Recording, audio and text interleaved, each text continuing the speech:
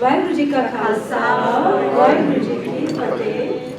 It gives me great pleasure to host the last session of the evening, which I'll introduce in a second.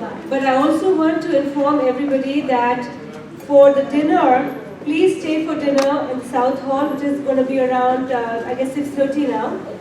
We have a very special talk by Dr. Dalveer Singh Pannu, and he is actually going to be talking about his upcoming book, The Sikh Heritage Beyond Borders. So please do stay back for dinner in the South Hall. Let's get started with our session number 4. Our session is actually a very interesting one. We're going to have 2 people who are going to be talking about a book, a blog, and also the delightful wit. So it's a very nice ending to the day. We're going to have a nice spectrum of topics covered around Naam, around wit, and around Vaiguru, of course. Our first speaker today is going to be Sardari Jessi Kaur. And I don't really need to introduce her to you. I think everybody knows her and is very fond of her. I'm very actually blessed to be able to call her my elder sister, although it's not by blood, but we feel very connected at that level. And if I hadn't said that, I would be like, anyway, I should say that first, right?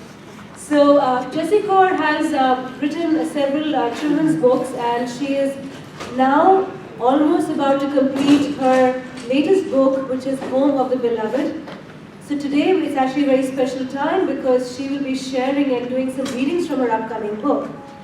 A little bit about her background. She is a TEDx speaker, has written 3 children's books which are used as diversity education and enrichment literature in several public schools in both the US and Canada. Her essays have been published in online and print journals, and she is a frequent speaker at interfaith conferences, including the World Parliament of Religions.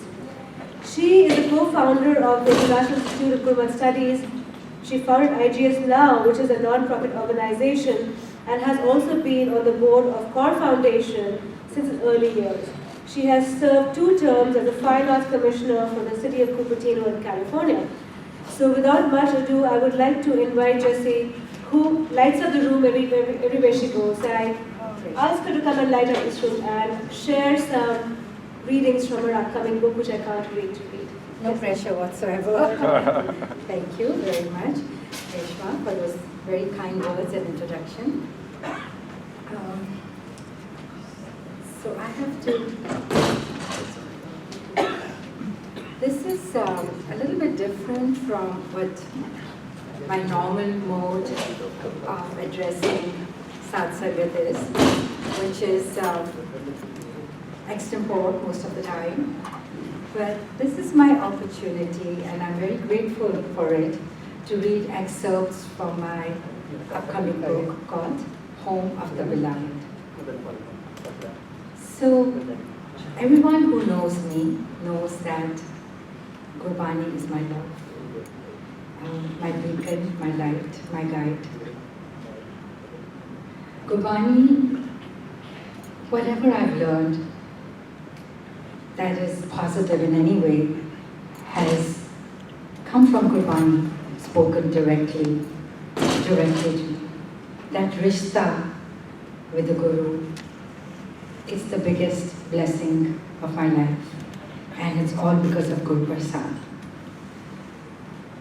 So, at this stage in my life, what I want to say is, Sun sun naam, tumhara pritam, Prabh milne ka chaho. I do want to see that beloved. I do want to go back home to my beloved. Bhai Gurdas says, Pritam ke des, kaise baatan se jaye. Cannot just talk about it. You have to walk the walk. It's a tough walk. And the other day I heard this shabad sung in Puratan Riti. And that's going to be the beginning of my book. Meru sundar kaho, Meru sundar kaho mile kit gale. Har ke sant batavo marg, hum piche lache. How do I meet my beloved? Will someone please show me the way? I'll follow them. So the book is about going home, home of the beloved, Pritam Ka Des.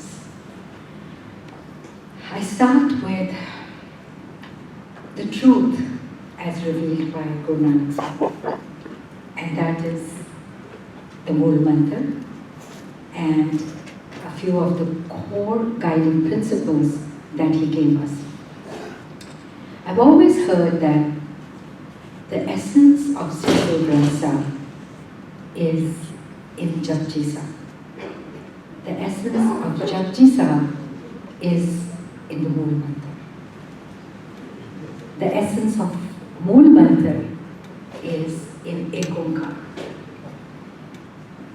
And then I realized that really the essence of everything is Ik. If we can just understand what Ik is, and that's where my book begins. Ik. Of all the sacred spiritual concepts, it is the most important to understand the essence of it.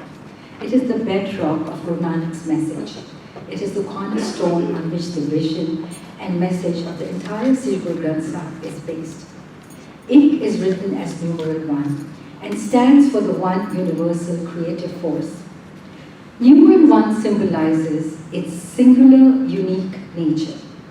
Ik is indivisible, infinite and fathomless. It's beyond comprehension, beyond imagination, beyond the 3 dimensions that we see, know and experience. Ik existed before time and shall continue, when everything else, even time and space, have dissolved. Ik has created laws or commands according to which the universe and all its phenomena operate. The entire creation is subject to these laws. Although invisible, Ik is manifested in all creation and is an intrinsic part of it. It is the unifying presence within creation, that which unifies me with it, that which unifies me with you, that which unifies each of us. The unifying nature can be visible in the diverse but distinct colors that make up the rainbow, the cadence of the waves that come back to the embrace of the ocean, the billions of people, all unique, with the same eyes, ears, features, and the same blood coursing through the veins, but each one so special and so unique. There is that oneness that is a thread that runs through all of us, that all humanity carries, regardless of gender, caste, creed, race. It's a play of Ik, everything that we see. No one is alike, and yet everything carries the DNA of Ik, the pilot light. We've given Ik several names: Allah, Jehovah, Vaheguru. In Guru Nanak's house, Ik is personalized as the mother, father, parent, friends, sergeant, subordinate, right? In my book, I portray Ik as the beloved, the Pritam. Perhaps because I'm an eternal romantic. The personal relationship is the sweetest and most comforting. Like the musk deer that carries the fragrance inside him and goes looking all over.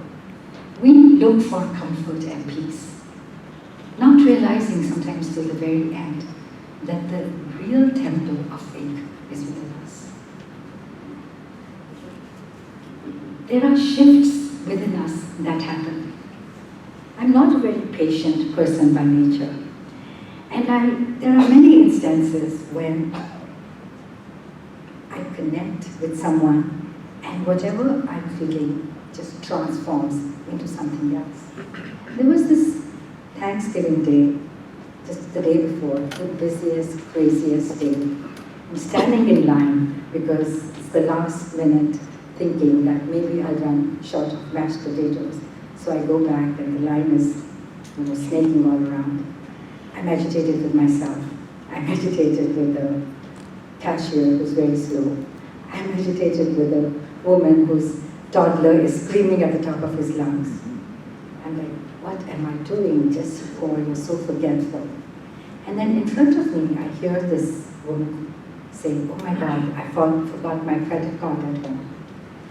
And she said, let me see how much cash I have. And she starts searching through her wallet, her handbag, comes up a little bit and looks at her card and says, you know what, I'm going to have to come back.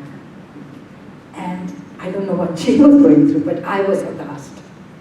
In that crazy moment, I connected with that woman. I closed my line, I went up to her and I said, take your groceries, I'll pay for them. Wasn't a big deal. And she said, no, how can you do that? I said, how can you come back? And I realized the power of connection, the power of empathy.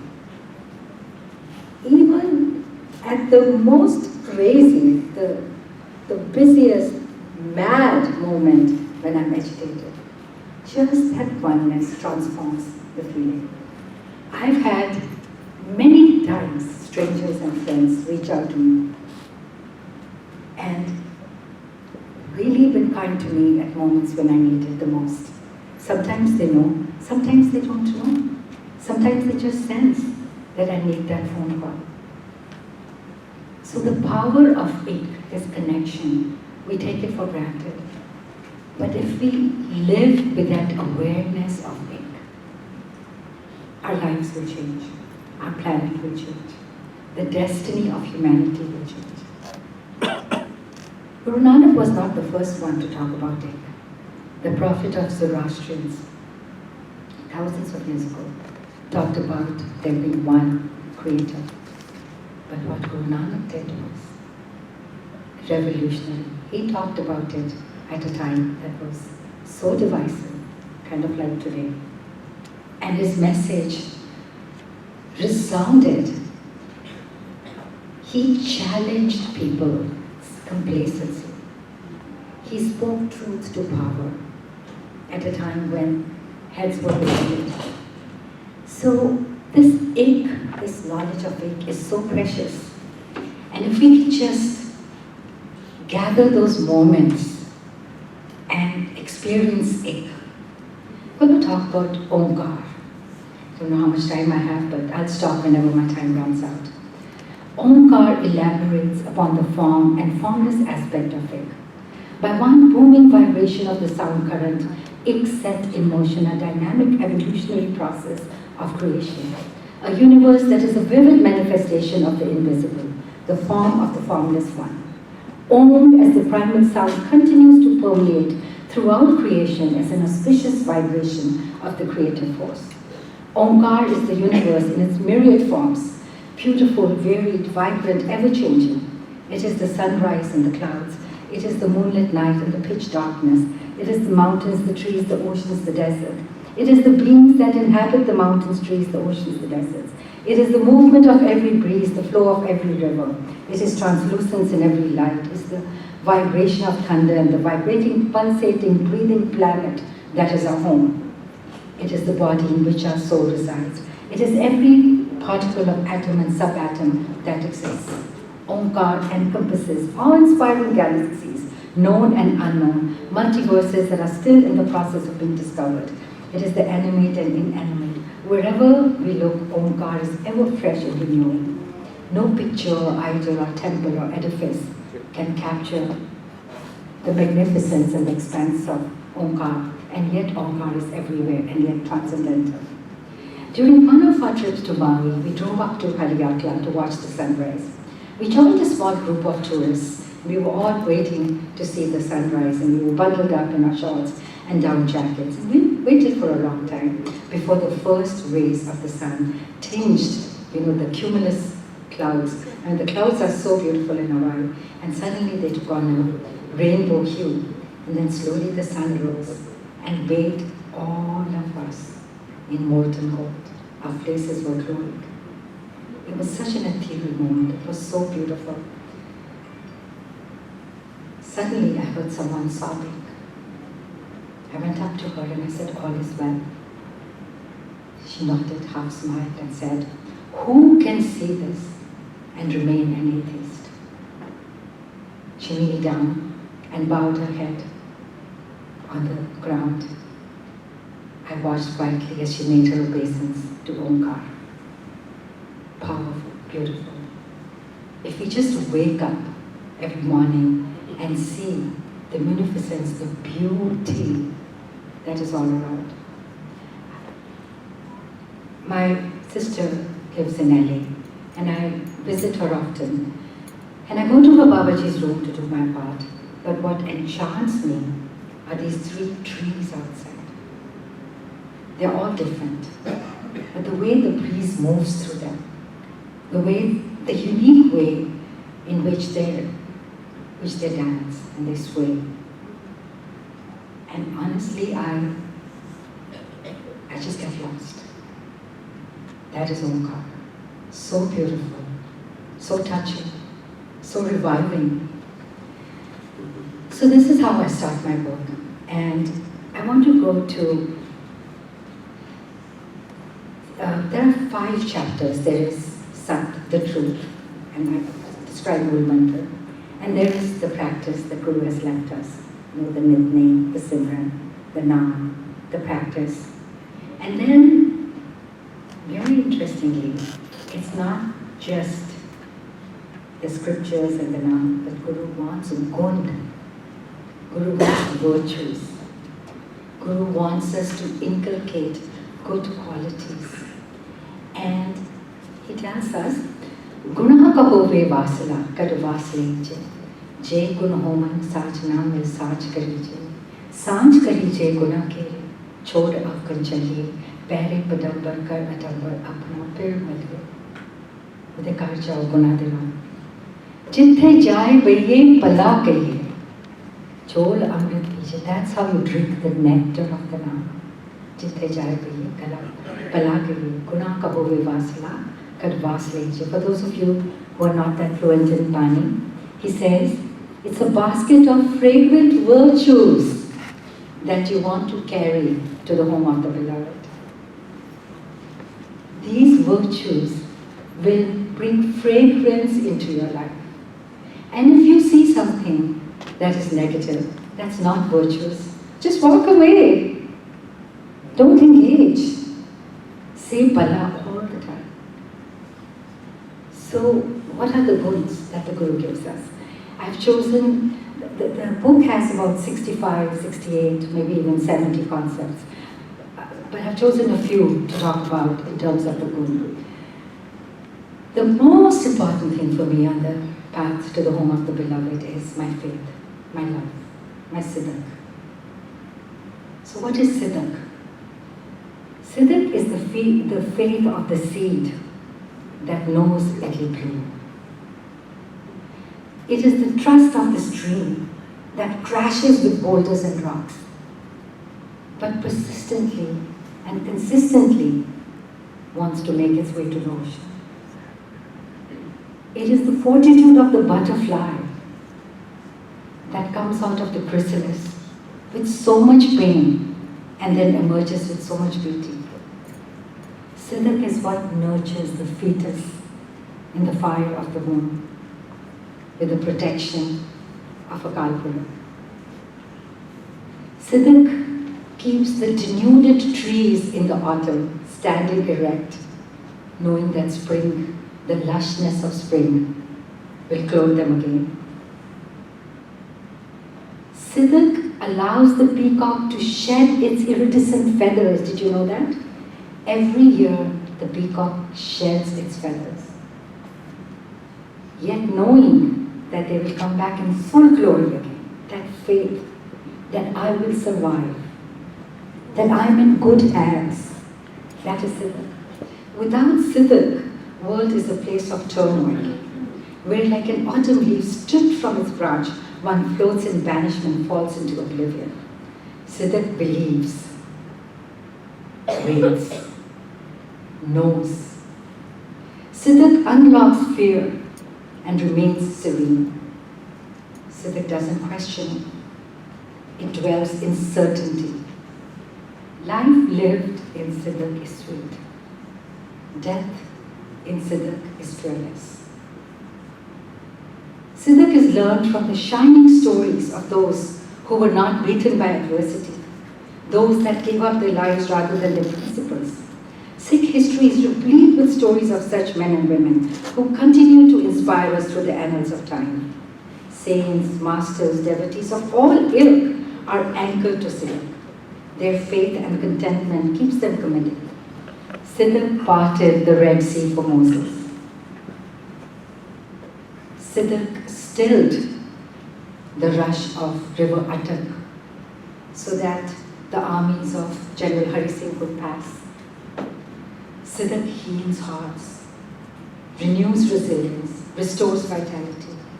Even when defeat dances ferociously in front of us, Siddhak leads us to victory. And that's why Vaheguru Ka Khalsa, Vaheguru Ji Ki Fateh at all times. And that's why Anansa at all occasions.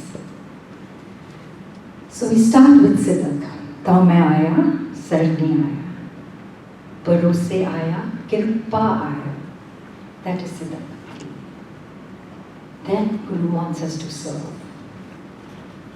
Just the way the Gurus spent their life serving humanity. Guru Nanak did not have to come to this planet. Guru Gobind Singh didn't have to come as a father and lose his father and 4 children. He was done, he had done his tapasya and he become one with the Pampura. Chitna bhaiyo hamro avan ko, he said. I don't want to go back. But he came to serve. What is Seva? Seva is love in action. We all talk about love, but Seva is love in action. It is service without the trumpet of ego. Seva is the gateway to the home of the beloved. That's how we go back. Seva seeks neither reward nor acknowledgement. True Seva is done in selflessness and surrender. Seva is a gift of oneself. No matter what you're doing, you are giving of yourself. You're giving your time, you're giving your love, you're giving your compassion. You're really giving yourself to someone. Seva becomes a commercial transaction when there is even a minuscule expectation of reward. We came with nothing, we have nothing to give. We simply share the gifts that have been given to us. When all acts of Seva and all aspects of it are committed to the divine, then Seva becomes worship. It transforms one who gives without obligating one who receives. Because love is not a transaction. It just flows.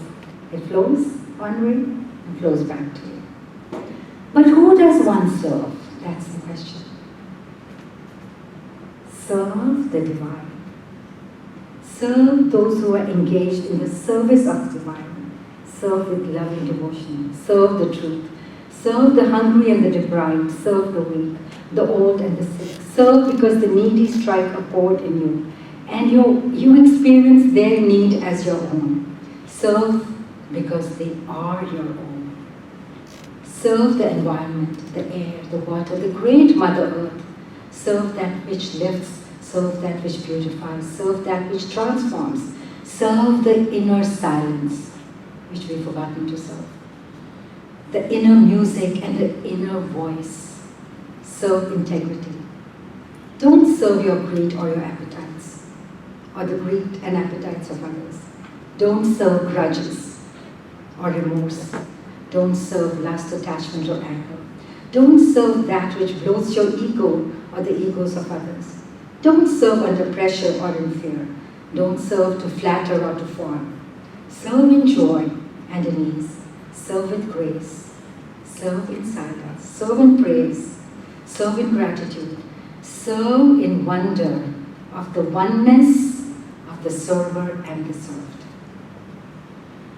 So that is Guru Nanak's teaching about serving.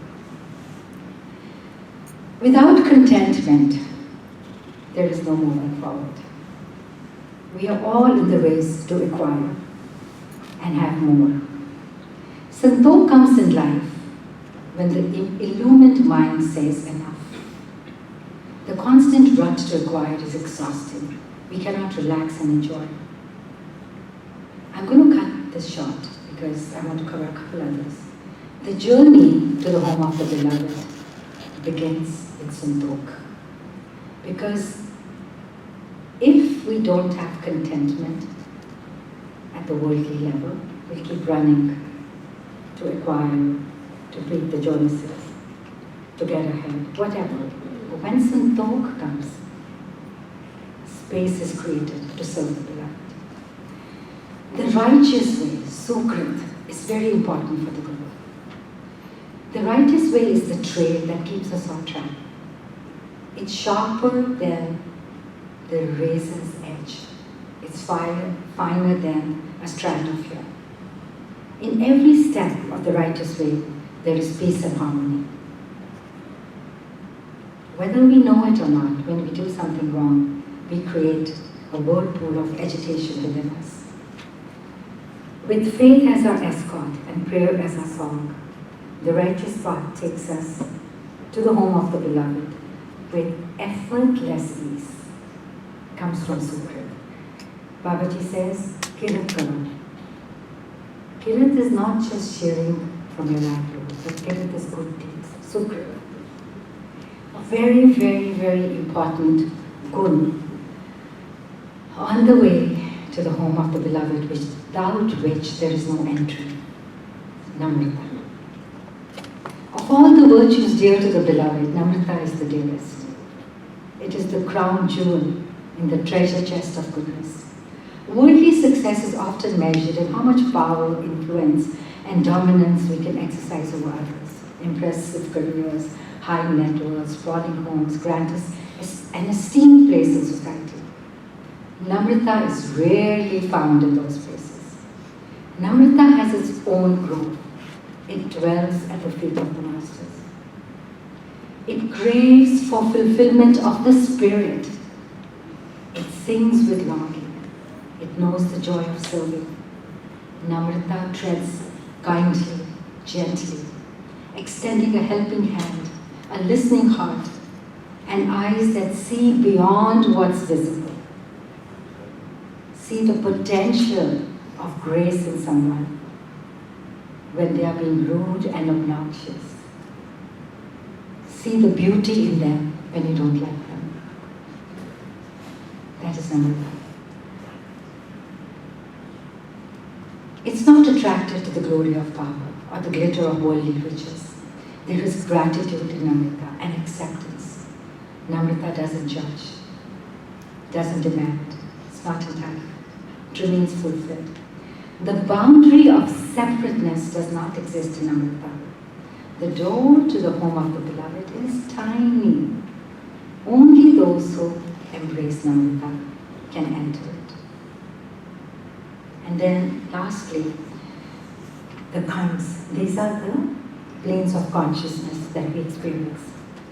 Dharam Khand is the realm of human existence, our planet. This is where we birth, breathe, live, and where we leave our bodies to go back to where we came from. After the pangs of birth, we experience the innocence of childhood, luxuriate in youthfulness, gain life experience, get tired in old age, and relinquish our body to go back home. What is important is that it is here that we sow what we reap. This is the field of action. This Dharam Khand is where righteousness and gun and all that is good and tender and sweet and gentle has to proliferate, has to be grown. This is our garden. So whatever we sow here in this Dharam Khand, we're going to reap. The record of actions worthy and unworthy is writ in indelible ink, and no amount of regret erases what has been written.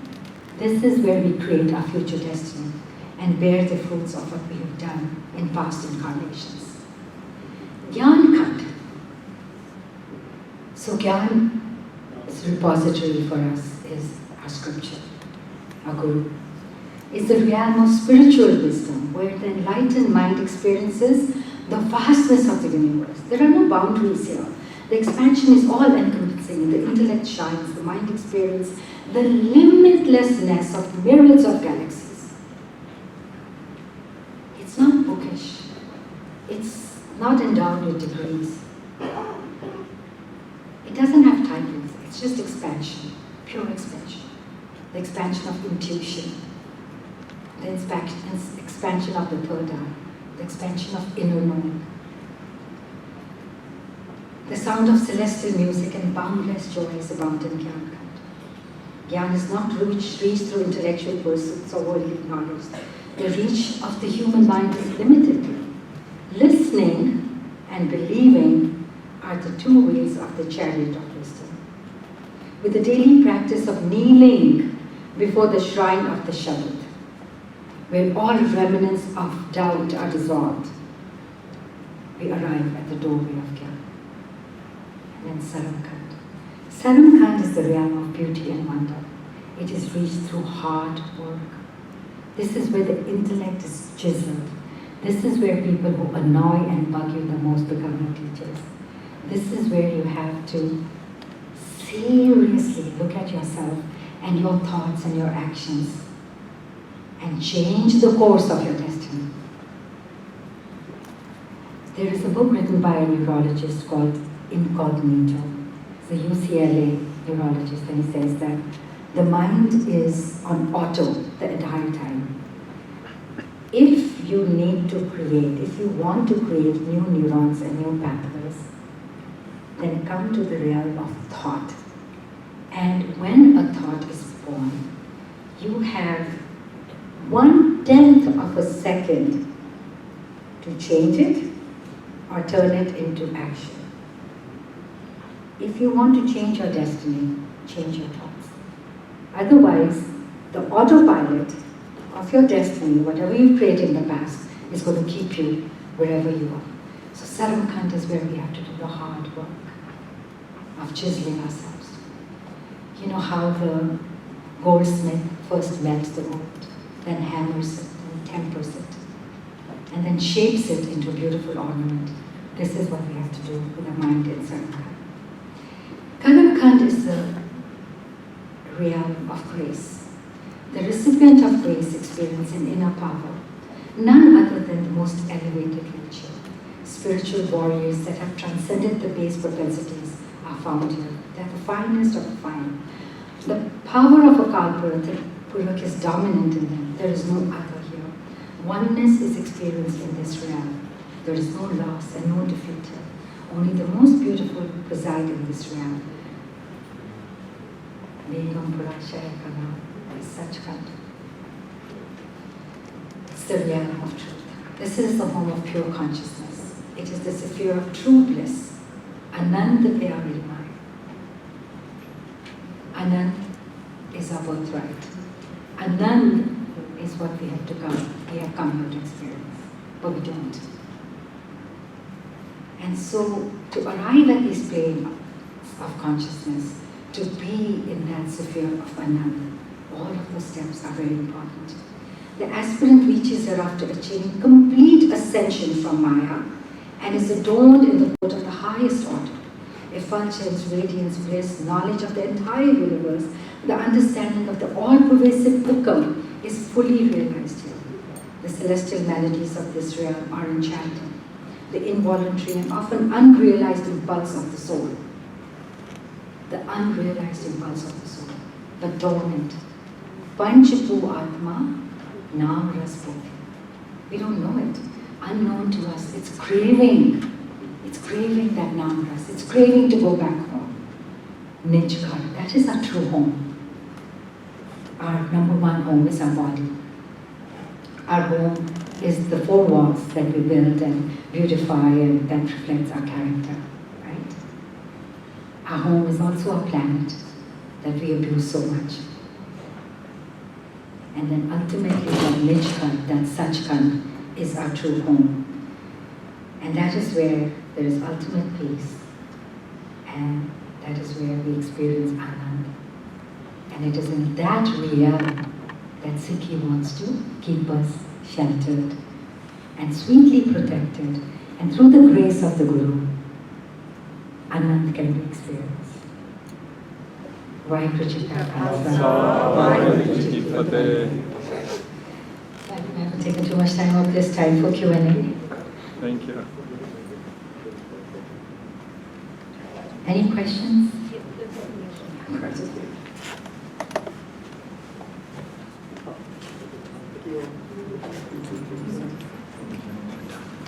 here's a question which was asked. Explain, if you know, how Sufism differs from Zoroastrian teachings about one God, and maybe touch upon Sheikh Farid's teachings. I am not that much into differences. I seek commonalities. And the commonality between Sufism and any dharma, any way of life that proclaims oneness, the commonality is love. The commonality is love and devotion. The commonality is service and compassion. Dhal, dharam, daya ka bhoot. There is no dharam without daya. And Sufism, how do you love God? Or whatever name you call God by. You can do a rosary, you can do mathata, you can do whatever. But balihari kudrat vasya, tera arth na jaye lage. If you're not kind to people, if you're not kind to the environment, if you're not loving towards your family, which is where very often your tests come from, you haven't understood the oneness. So the sad part is that there's not many Parsis left, but their faith was a monotheistic faith. Sufism is so beautiful. It's all about love. It's all about wanting to be with the beloved. And somebody asked me just last week, was Guru Nanak Sahib the first one to talk about love and to talk about, what was the question, Gujot? The truth. And I said, well, think about it. He was born just 550 years ago. Was truth never talked about? Truth has always been spoken by the prophets from time to time. Truth will always be the same and resonate in whatever time, whatever language, whichever prophet, in whatever geographical region it is spoken. That is truth. I have a chapter on Sat. What is Sat? You know, we fight over truth. मैं सच बोल रहा हूँ, तो सच बोल रहा हूँ. This is that. What we talk about, our Sat, is our perspective. It is the snapshot of a tiny angle. And that is our Sat. I'm right, is our Sat. But thank you for your message. It's very good. I think I'm a mental health board member for Santa Clara County for many years and a commissioner. I think your message is so good, and it's supposed to be work with the mental health people in our community or any other community. What is from Guru Nanak or 10 teaching guru has given to us is a gift, and that gift is supposed to be kind of passed on to the doctor, to the specialist who's in medical field or also in mental health, behavioral counselor, because this is the specialty field, and we have thousands of people. And if you give me the permission, I write article, I can use this article to make, it's going to change life. the book is coming out end of this year. Sorry? My book is coming out end of this year. Happy. Happy to give you a copy. Thank you. And then one thing I wanted to add on, I see it, I born with the Sikh community, and I used to wear turban when 45 years ago. When I come into the high school over here, people was just making all kind of joke on me. I couldn't keep up because those days there was not enough income and all that. And so anyway, the bottom line is, I have a question, if somehow you can answer. Because every time we mention a religious, Guru Nanak, the name all the time, is that was early when religious start, is always Guru Nanak say this, Guru Nanak say that, it was that the wording Guru Nanak put it or someone else done that? Because Guru Nanak didn't have ego. Guru Nanak has very much like a spiritual things. I don't understand your question. My question is, when we, for Guru Nanak Dev Ji, ਅਸੀਂ ਉਹਨਾਂ ਦੀ ਜਦੋਂ ਗੱਲ ਕਰਦੇ ਹਾਂ ਤੇ ਉਹਨਾਂ ਦੇ ਜਿਸਲੇ ਅਸੀਂ ਉਹ ਕੋਈ ਵੀ ਗੱਲ ਕਰਦੇ ਹਾਂ ਬਾਣੀ ਦੇ ਵਿੱਚ ਵੀ ਕਰਦੇ ਹਾਂ ਤਾਂ ਉਹ ਵਰਡ ਜਿਹੜੀ ਹੈ ਗੁਰੂ ਨਾਨਕ ਦੇਵ ਜੀ ਤੋਂ ਆ ਰਹੀ ਹੈ, ਰਾਈਟ? ਉਹਨਾਂ ਨੇ ਉਹ ਬਣਾਈ ਆ। ਪਰ ਮੇਰੀ ਸੋਚ ਇਹ ਕਹਿੰਦੀ ਆ ਕਿ ਗੁਰੂ ਨਾਨਕ ਦੇਵ ਜੀ ਇੱਦਾਂ ਕਹਿ ਤਾਂ ਸਕਦੇ ਆ, ਕਰ ਤਾਂ ਸਕਦੇ ਆ, ਪਰ ਉਹ ਚੀਜ਼ ਨੂੰ ਕਈ ਵਾਰੀ ਆਪਣੇ ਨਾਂ ਦੇ ਨਾਲ ਨਹੀਂ ਜੋੜ ਸਕਦੇ। ਤਾਂ ਮੈਨੂੰ ਇੰਨੀ ਸਮਝ ਨਹੀਂ ਆ। Honestly, can somebody? I think he's talking about like how when we read the Bani, at the end So- it says, Nanak says, I think that's So the 10 gurus that followed Guru Nanak had the same jyot. That's what we do. And when we say Guru Nanak, it's all of the teachings of Guru Nanak and the subsequent gurus. Not No, I think we can discuss later on, but a lot of gurus use Nanak says, even ninth guru says Nanak says, although they are referring to Guru Nanak, but not necessarily it was written by Guru Nanak. It's a very detailed subject, we can discuss it. Yeah, the reason for that, when I'm making a speech out there in university and all that, and we use these words, and people are very much aware, and I say, this is not from me, this has come from the Holy Book, and I'm in the American community a lot, but my language issues, because I'm not that good on any language or either language, I have a lot of mistake, which I It's can. okay. We all have Yeah. flaws and we all make mistakes. Any other question? Any comments? Any thing to add to whatever has been said or shared? More of a comment.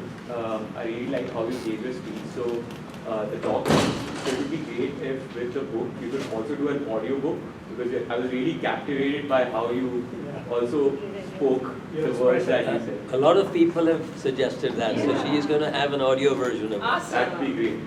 Thank you. You Thank have you have a gift to articulate, and I think that would be very Good nice. prasad. Seriously. Vaheguru Ji Ka Khalsa. Vaheguru Ji ki Fateh.